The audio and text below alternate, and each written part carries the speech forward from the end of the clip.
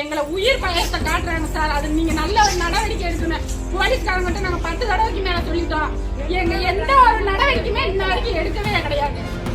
என் உயிர் பயத்துக்கு பயந்துட்டு நான் கோயிலா போய் சாமி வேண்டிட்டு இருக்கேன். என் குடும்பத்துக்கு ஏதாவது கூட என் புருஷன் 2 பிள்ளைகளோட நான் படாத மாதிரி பண்ணிட்டு இருக்கேன்.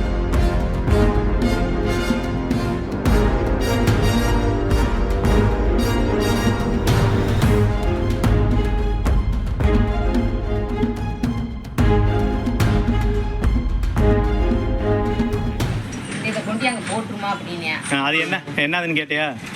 என்னதுன்னு கேட்டேன். வேற ஒண்ணும் இல்லை, அதை கொண்டு போட்டுன்னு கையில வச்சேன். எனக்கு வாங்கினதுமே அப்படியே உண்மையிலே நிதானம் இல்லை.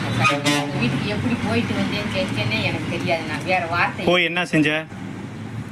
என்ன செஞ்ச கேட்ல நின்று நான் ஒண்ணும் செய்யல. திணியர் மட்டும் போட்டுட்டு வந்தேன். வேற போட்டு சரி போட்டு வந்தேல.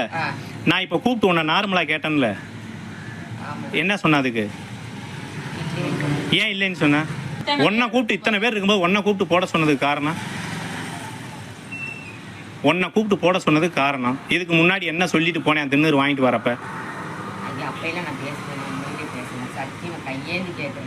இல்ல நீ அவனை சும்மா இருக்கிறவனை காட்டி கொடுக்க கூடாது. இல்ல இல்ல அவன் தான் போட சொன்னேன். சும்மா இருக்கணும். யாரு பேர் என்ன போட சொன்னவன்? அவன் தான் சொன்னானா? இல்லைன்னா அவனுக்கும் எனக்கும் சண்டை இருக்குன்னா அவனை நீ ஏத்தி விட்டு வேடிக்கை பார்க்க கூடாது. இல்ல இல்ல இப்ப திருப்பி நானா வந்து எதுக்கு நான் வீட்டுல நான் போடுறேன்? ஏன் போட்ட? நானா வந்து போறதுக்கு உங்க வீட்டுல என்ன? அதான் ஏன் அவன் சொன்னேன், என்ன காரணத்துக்காக சொன்னேன்? அது ஒண்ணுமே சொன்னேன். அது கொண்டு போடுன்னு தான் சொன்னேன். நான் வாங்க மாட்டேன். திருப்பி வந்து உன் கையை இழுத்து பிடிச்சு கொடுத்தானா? நீ வாங்க மாட்டேன்னு கையை கீழே தொங்க விட்டு இருப்ப, உன் கையை இழுத்து பிடிச்சு கொடுத்தானா? கையில கொடுத்தாங்கன்னா வாங்கினதுமே எனக்கு ஒரு நிதானமும் இல்லை. நான் உங்க வீட்டுக்கு நான் எப்படி போனேன் வந்தேனே எனக்கு சத்தியமா தெரியாது.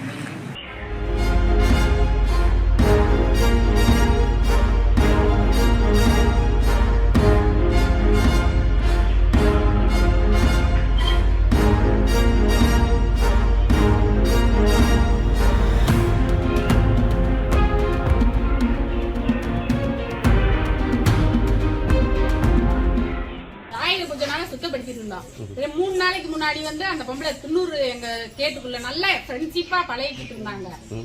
அவங்க தண்ணி வாங்க வைக்கிறதுக்கு நான் ஒரு குடம் கொடுத்துட்டு போறேங்க சார். திண்ணூறு போட்டு கலக்கி வச்சுட்டு அப்புறம் அந்த வீடு ஃபுல்லா திண்ணூறா போட்டுருந்தாங்க. நான் வந்தனுமே என் கூட 2 பேர் வந்தாங்க.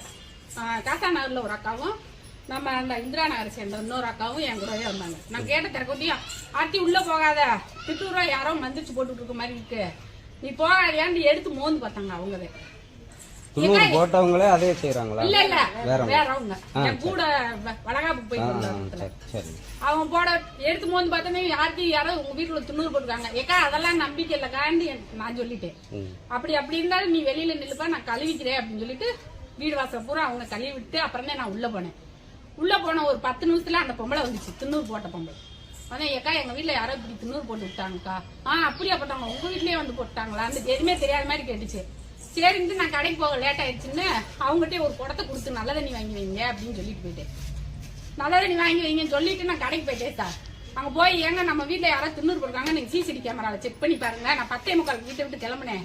11 மணிக்கு மேல யாரும் நம்ம வீட்டுக்கு வந்திருக்காங்களான்னு பாருங்கன்னு சொன்னே. அதே மாதிரி செக் பண்ணி பாக்குறாரு. இந்த பொம்பளை வர்றாங்க. அந்த வீடியோ ஃபுல்லா இருக்கு. 3 நாளைக்கு முன்னாடி நான் வீடு கிளீன் பண்ணிட்டு இருந்தேன் சார், ஆயுத பூஜைக்கு. அப்ப அங்க சாக்கு இதெல்லாம் இருந்துச்சு, செப்பல் ஸ்டாண்டு எல்லாமே. அதெல்லாம் தூக்கி பாக்க அதுக்கு அடியில வச்சிருக்காங்க. அது பார்த்தனுமே எங்களை உயிர் பயத்தை காட்டுறாங்க சார். அது நீங்க நல்ல ஒரு நடவடிக்கை எடுக்கணும். போலீஸ்காரங்கிட்ட நாங்க 10 தடவைக்கு மேல சொல்லிட்டோம். எங்க எந்த ஒரு நடவடிக்கையுமே இன்ன வரைக்கும் எடுக்கவே கிடையாது. அந்த குட்டிச்சாத்தான் பொம்மையை பார்த்து நீங்க பயந்தீங்களா? ஆமாங்க சார். என் உயிர் பயத்துக்கு பயந்துட்டு நான் கோயிலா போய் சாமி வேண்டிட்டு இருக்கேன். என் குடும்பத்துக்கு ஏதாவது கூட என் புருஷன் 2 பிள்ளைகளோட நான் படாத மாதிரி பண்ணிட்டு இருக்கேன். யாரு கையும் பிடிச்சு நாங்க சோறு சாப்பிடுறோமா? நான் 10 ரூபா யாருக்கு அந்த ஒரு 100 ரூபா 50 ரூபா கேட்டு வந்து வாங்கிட்டு போவாங்க. நான் அப்படி உதவிதான் செஞ்சிருக்கேன். இன்ன வரைக்கும் யாருக்கு ஒரு சின்ன தப்பு பண்ணல. கேட்டு பாருங்க சார், தெருவுல ஃபுல்லா அவசரம். அந்த போட்டவங்களே கேட்டு பாருங்க. அவங்களே என் வீட்டுல சாப்பாட்டுக்கு வழி இல்லாம வாங்கிட்டு போயிருக்காங்க. இன்னைக்கு அந்த பொம்பளை இவ்வளவு தூரத்துக்கு செய்ய காரணம் யாரு, பின்னாடி எந்த ஆளு இருக்காங்கன்னு எனக்கு தெரிஞ்சானுங்க சார். பிளே ஸ்டோர் மற்றும் ஆப் ஸ்டோரில் இருந்து பாலிமர் செயலியை QR கோடு மூலம் பதிவிறக்கம் செய்யுங்கள். செய்திகளை உடனுக்குடன் பெறுங்கள்.